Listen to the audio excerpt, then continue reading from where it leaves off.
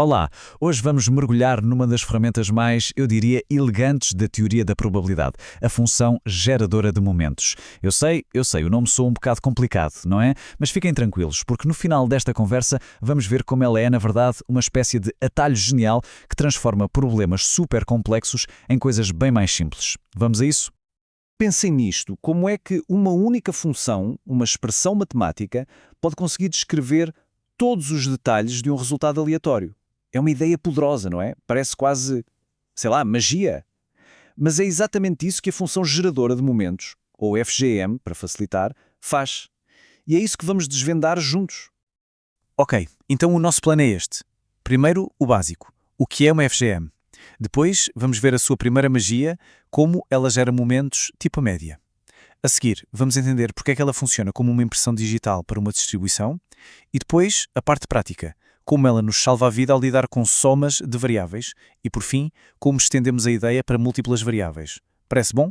Então vamos lá. Certo, vamos começar pelo princípio. O que é, afinal, esta tal de função geradora de momentos?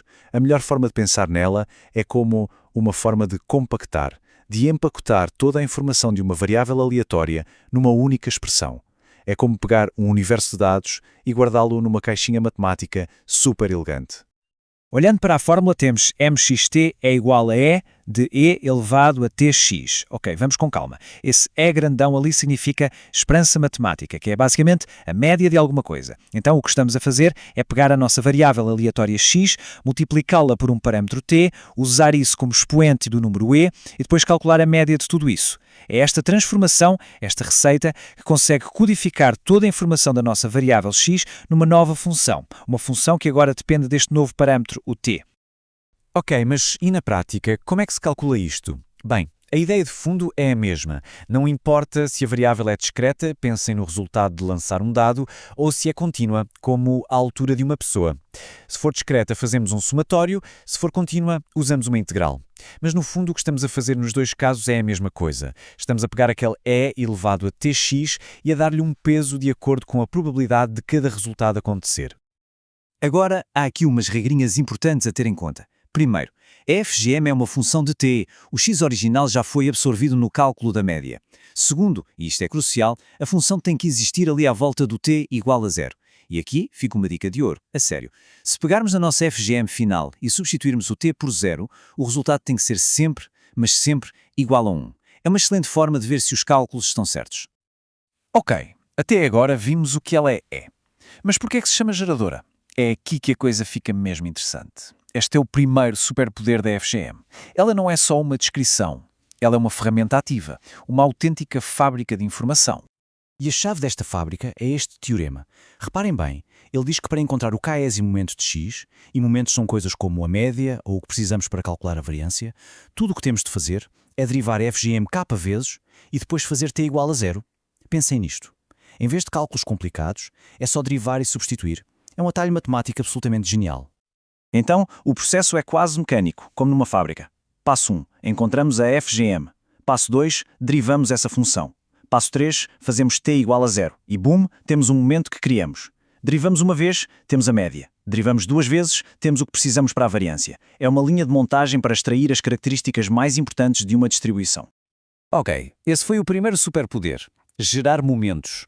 Mas há outro, talvez ainda mais fundamental. É que a FGM não serve apenas para descrever uma distribuição. Ela define essa distribuição de uma forma absolutamente única. É como a impressão digital, ou, melhor ainda, o DNA da variável aleatória. E a garantia disto vem deste teorema da unicidade. O que ele diz é muito forte. É impossível ter duas distribuições de probabilidade diferentes com a mesmíssima FGM. Se as FGMs batem certo, então as distribuições têm de ser as mesmas. Ponto final. Não há espaço para dúvidas. É por isso que a analogia do DNA é tão boa.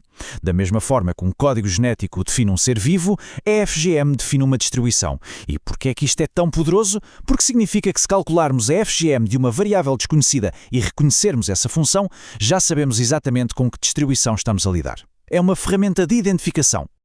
Muito bem, já vimos que FGM gera momentos e que há uma impressão digital. Mas agora vem a aplicação que, para muitos, é a mais útil e impressionante de todas: o seu poder para lidar com somas. Somar variáveis aleatórias pode ser matematicamente um verdadeiro quebra-cabeças. Mas a FGM? Bem, ela transforma esse pesadelo em algo quase fácil. E a regra é de uma simplicidade linda. Olhem só. A FGM da soma de variáveis independentes é apenas o produto das suas FGMs individuais. Em vez de um processo matemático complicado chamado convolução, que é o que teríamos de fazer normalmente, nós simplesmente multiplicamos as funções. Uma soma difícil de um lado transforma-se numa multiplicação fácil do outro. É uma troca fantástica. E o que é que isto nos dá na prática? Resultados super poderosos. Primeiro exemplo. Com FGMs, prova-se no instante que a soma de variáveis de Poisson independentes dá outra Poisson. Pensem nisto. Se o número de chamadas num call center segue uma Poisson e o do outro também, o total de chamadas nos dois juntos também segue uma Poisson. E o padrão não para por aí. Outro exemplo. A soma de variáveis gama independentes, que são muito usadas para modelar tempos de espera, por exemplo, também resulta numa variável gama. A FGM mostra-nos este padrão de forma super clara, uma estrutura que de outra forma seria bem difícil de ver. E claro, a mais famosa de todas, a soma de variáveis normais independentes, a famosa curva em sino, também é normal. É esta propriedade que se demonstra elegantemente com FGMs, que faz da distribuição normal a base de quase toda a estatística. É um resultado absolutamente fundamental. Ok, até agora falámos de uma variável de cada vez. Mas a beleza da FGM é que a ideia também se aplica a múltiplas variáveis ao mesmo tempo. E quando fazemos isso, ganhamos uma nova ferramenta incrível para responder a uma das perguntas mais importantes da estatística: será que estas duas variáveis são independentes uma da outra? O conceito é o que se chama de função geradora de momentos conjunta. E a ideia é exatamente o que parece. É uma extensão natural. Em vez de um t, temos vários, um para cada variável. E o que esta função conjunta consegue fazer é capturar não só a informação de cada variável sozinha, mas também, e isto é o mais importante, a forma como elas se relacionam entre si. E isto leva-nos a um teste de independência super direto. A regra é esta: duas ou mais variáveis são independentes se e apenas se a sua FGM conjunta for exatamente igual ao produto das suas FGMs individuais.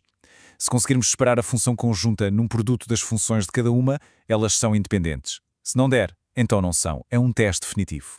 Então, na prática, o que se faz é isto.